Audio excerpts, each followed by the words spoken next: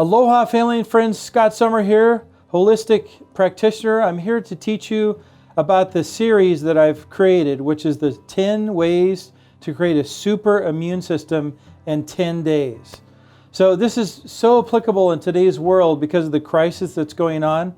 So I can tell you it's so important to learn how to take care of your immune system.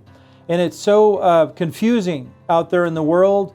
You know, what do you do to have a strong immune system? And what can you do on a daily basis to improve it? So I recommend that you watch this series all the way through and that you apply each one of these principles, these 10 videos in your life. And I promise you that if you do, you will have a stronger immune system, potentially up to 10 times stronger than you would without doing these 10 key principles. We're going to talk about food. We're going to talk about the sun. Supplements. We're going to talk about exercise, stretching, and it's going to be so exciting, including superfoods. So it's really important that you listen all the way through and that you apply these principles because I know they work. They work for me for the last 20, 25 years, and I know they'll work for you as well. So let's begin with our first video series on creating a super immune system in 10 days. Known as breathing techniques.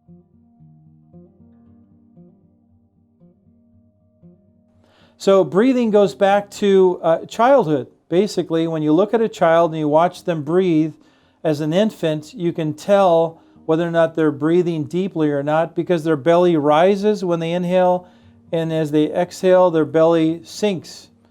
And so this is the same thing that we should be doing, is something called belly breathing. Belly breathing can be done sitting in a chair, laying down at night before bed, and or laying down before rising in the morning. And so anytime you can do belly breathing. So belly breathing is a key to having enough oxygen to help support your immune system. Remember that it's very hard for anything that's toxic to our bodies or infectious in our bodies to live in an oxygen-rich, environment.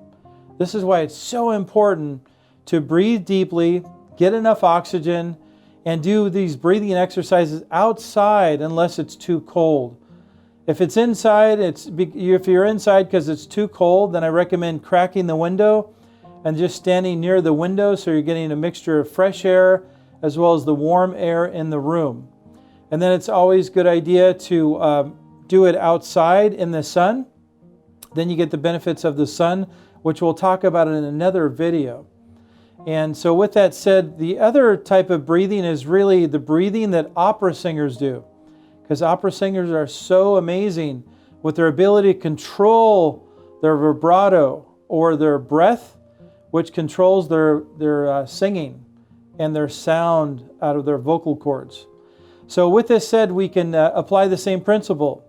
We should fully empty our lungs when we exhale and hold it with a pause.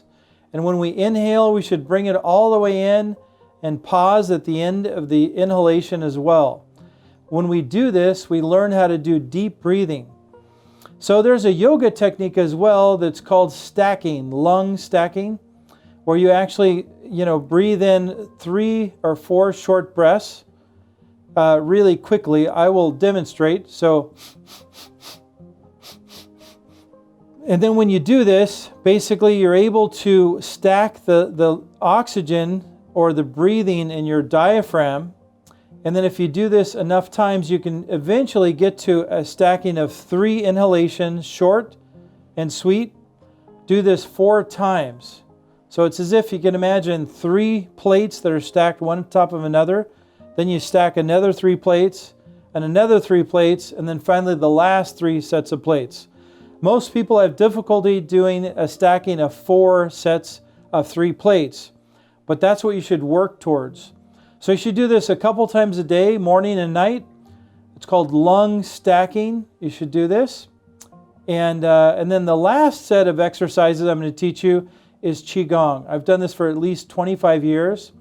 It's something that's near and dear to my heart because I believe that it's something that the ancients used for many years, thousands of years actually, and it's taught in China in hospitals. They literally have a whole ward on one of the floors in the hospitals where they teach people and patients how to just breathe using Qigong to help them with their diabetes, heart disease, pneumonia, and even asthma. So with this said, I would say that a simple way to do Qigong is to exhale with your hands out to the side, keeping everything nice and relaxed.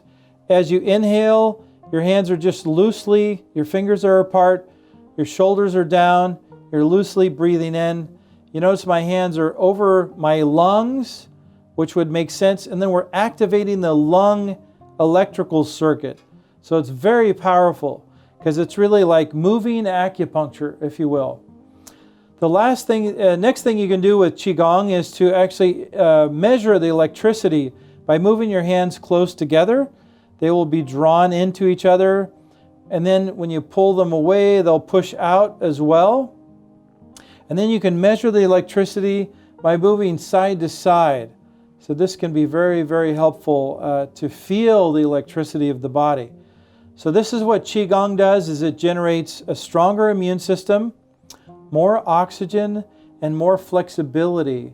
And it clears your mind. So I love doing Qigong. It's actually pretty amazing. So with that said, another type of exercise you can do with Qigong is going back and forth. So you inhale, and you reach your arms back, and then exhale. And there's some rocking motions that can be done. As an example, when you push out, you can move away from your hands, and then you can rock in towards your hands. This is another type of Qigong. And so for now, those are the things you can do, is lung stacking, belly breathing, where your belly rises and falls morning and night when you're laying in bed. You can practice this type of breathing outside in the sun. I highly recommend it. And this is specifically for the lungs, the exercise I've shown you. And so it's also important to start measuring your electricity to see how strong you feel. Now, if your hands feel cold to you to the touch, especially when you touch your face, then this is a sign of poor circulation and poor energy flow. So we want to improve that. So the more Qigong that you do, the better everything will become.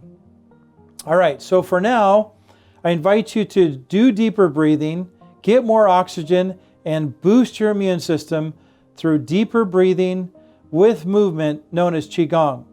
And if this is of more interest to you in the future to learn more about Qigong, then make sure you check into my other videos that I'm doing, the other 10 series on Qigong for health, vitality, and for life.